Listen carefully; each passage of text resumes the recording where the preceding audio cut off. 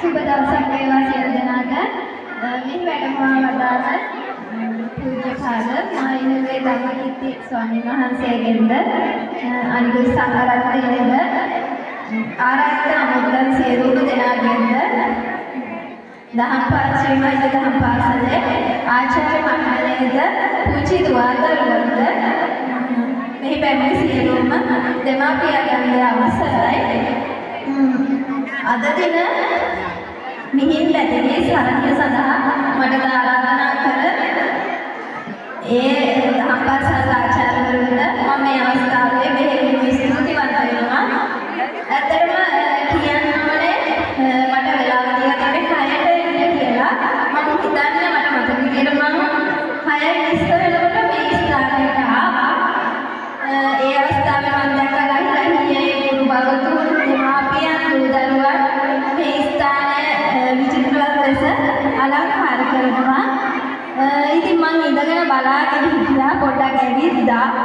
ඉතින් මට මාරම සතුටක් ඇති වුණා. මේ මම යම් දිනක උගන්වපු මේ ශ්‍රී මහින්ද දහම් පාසල නේද අද දින මෙහෙම මේ වගේ වැඩසටහනක් තියත් කරන්න කියලා.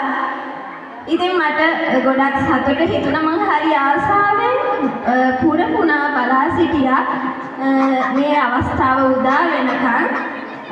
ඉතින් ඊටත් වැඩිය සතුට හිතුණා අපේ අමාය දියණියයි හේතක පුතණුවනුයි හරිම ලස්සන නිවේදන කටයුතු සිදු කරා. මට ඉතින් ඒ දෙපළට මම බෙහෙවින්ම ස්තුතිවන්ත වෙනවා. හරිම ලස්සන මෙතන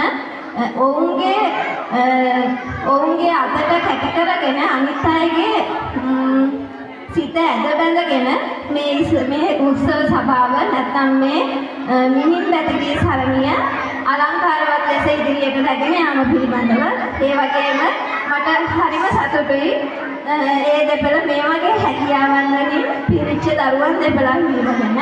ඒ වගේම මුලින්ම ලස්සන භක්ති ගීතයක් ඉදිරිපත් කරා පුංචි දුවදරුවා. මම දන්නේම නැතුව මට අමතක වුණා hina වෙන්නේ නැතුව ඉන්න. මට පස්සේ තමයි මම hina වෙලා ඒක හරිම ආසයි මගේ හදවතටම දැනුණා. ඒ පුංචි දුවදරුවා මම හිතන්නේ 1-2 ශ්‍රේණි වල දුවදරුවන් වෙන්න ඕනේ. ඒ වගේම අනිකුත් දරුවනුත් හරිම ලස්සනට මේ අවස්ථාවේදී ඔවුන්ට පැවරුණු වගකීම හරියාකාරව ඉටු කරා. ඒ වගේම ගුරු මණ්ඩලයත් වුවමනාවෙන් කැපවීමෙන් පිළිවෙලට